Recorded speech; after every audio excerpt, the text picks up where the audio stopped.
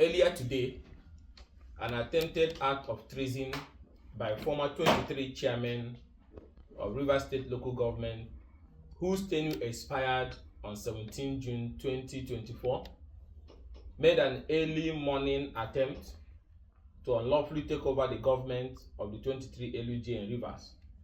But that traceable attempt was resisted by the will of the people of Rivers State, who resisted this unlawful act.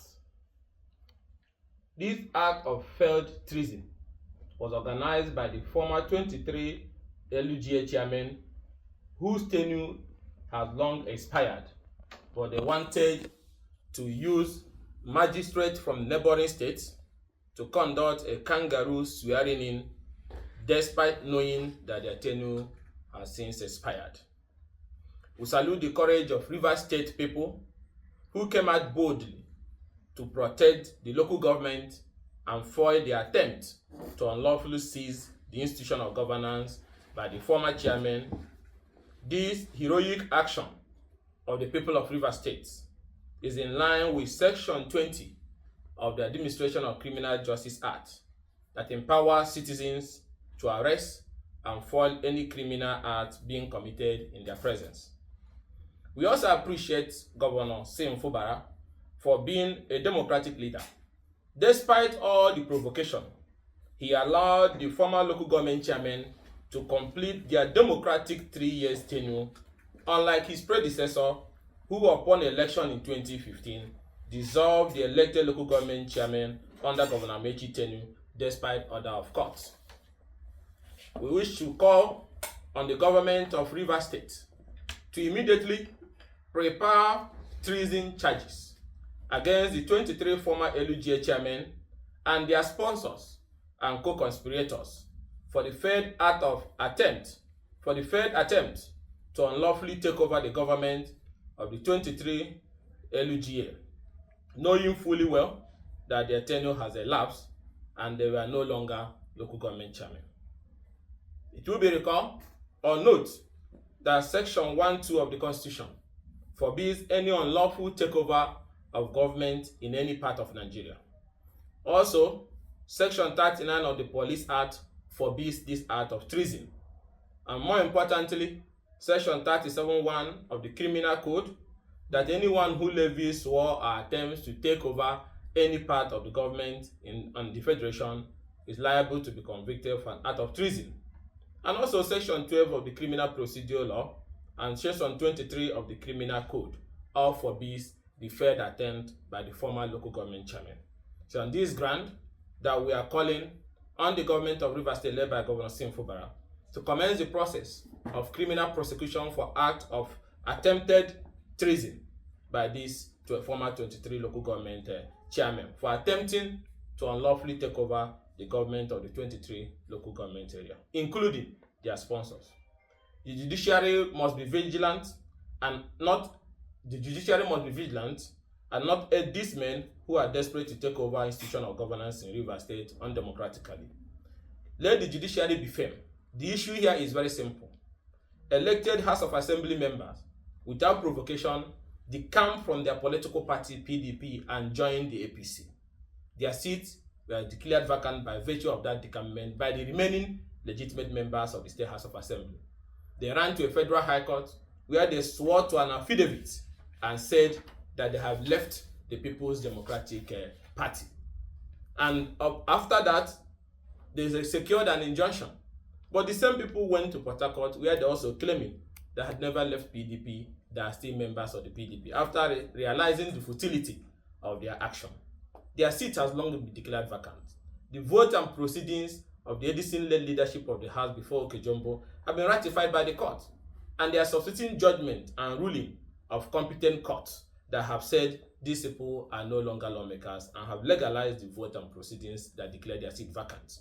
This same matter has gone to appeal court, where they made an attempt to stay the execution of the judgment that did recognize them, and the appeal court refused to grant their application, thereby showing clearly that they are unknown to law.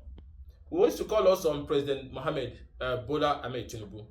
The country is facing difficult times. There is tension in the land. there is poverty issue, there is economic challenges, citizens are suffering. Any act that can lead to breakdown of law and order can lead to collapse of democratic governance in every part of the country.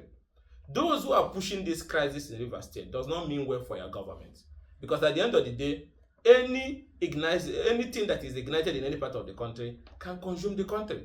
So it's very important the president called those who are working him to order to allow democratic institutions function in Rivers State. And there cannot be anything called tenure elongation. Local government chairmen that their tenure have democratically expired after 3 years in office now said former lawmakers went into a bedroom and came out and said we have extended by a resolution. And there cannot be anything called tenure elongation. Local government chairmen that their tenure have democratically expired after 3 years in office now said former lawmakers went into a bedroom and came out and said we have extended by a resolution by sacked lawmakers that they cannot stay in office. Imagine if we wake up in Nigeria today, the president stays extra 10 years or 20 years in office by resolution of the House of National Assembly, or a governor continue to hold on in office and say I remain governor after 20 years because there's a resolution of a state House of Assembly. How can a local government chairman that his tenure have expired be struggling to go and take over government at the expiration of his tenure, because he said that the House of Assembly has passed a resolution that says he can stay in office till the second coming of Jesus Christ. Now, this act of these state lawmakers, these former lawmakers, is an act of treason. And the failed attempt to take over the government of Rivers State by these former local government chairmen is also an act of treason. It's on this note that we are calling on President Muhammadu Buhari to call those working for him and those in his party, because they went to his party, and that's when this crisis started. Don't President Bola Ahmed Tinubu let those working for him and those who have joined his party not do anything that will lead to the collapse of Nigerian democracy. We all remember what happened in the Wild West and those constitutional crises and electoral crises of in the 60s, in 1983 and thereabout that led to the collapse of our democratic structures. We should not put Nigeria in a situation whereby, despite all these pressure citizens are going through, then you do something that is unlawful that can lead to collapse of democratic governance in Nigeria. We don't want that to happen to Nigeria. That is why we're saying the president needs to call those working for him to order to allow democratic institutions and the government of Rivers State to function. And in ending, it's important we draw your attention to the decision of the Court of Appeal. The Court of Appeal, in its decision a few days ago, made it very clear. And let me quote what Justice Hama Akawubaka said. I have equally studied prayer 6, 8, and 11 prayed by the applicant. A critical study of the prayers deals with the substance of the issue on appeal, and dealing or granting the same will be tantamount to determining the issues on appeal at this interlocutory stage, which this court will decline to do. The conclusion is that the applications succeed in part. Prayer 1, 2, 3, 4, and 7 are granted, while other prayers stand not granted. This is very clear. And what are those prayers? Prayer 1 that was granted to those pro-weak lawmakers is that an order for accelerated hearing, an order for leave to complete and transmit record of appeal, an order deeming the record of appeal completed, compiled and transmitted by the appellant and filed in this appeal as a record of appeal. An order abridging the time allowed by the rules of this honorable court for parties to file their brief. And then number 7, an order staying further proceedings, not stay of execution. That's what was granted. And what was rejected? The Court of Appeal rejected granting them an order staying in execution of the expected orders of interim injunction, which restrained these same lawmakers from parading as members of the Rivers State House of Assembly. The Court of Appeal also rejected to grant them an order of injunction restraining Okejumbo and the Rivers State House of Assembly from implementing and enforcing the decisions of that court, including the governor. The Court of Appeal also rejected an injunction they were seeking to stop the leadership of the Rivers State House of Assembly from parading themselves.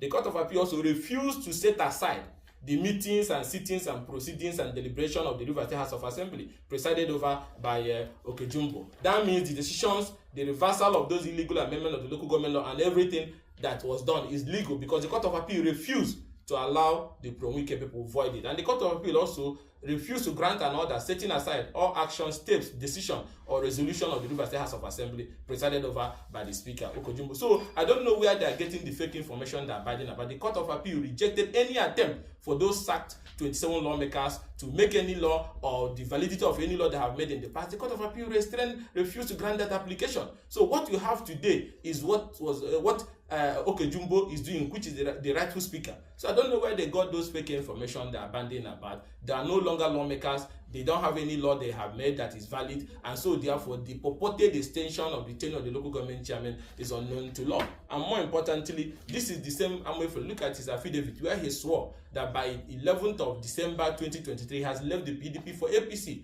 and suddenly they are running back again to say they are back in PDP because they are desperately looking for an opportunity to acquire any legitimacy with which they will cause this confusion they are doing in Rivers. And Nigerians need to know that early this month, what happened? They went and brought some magistrates, which I don't know whether they are Rivers magistrate.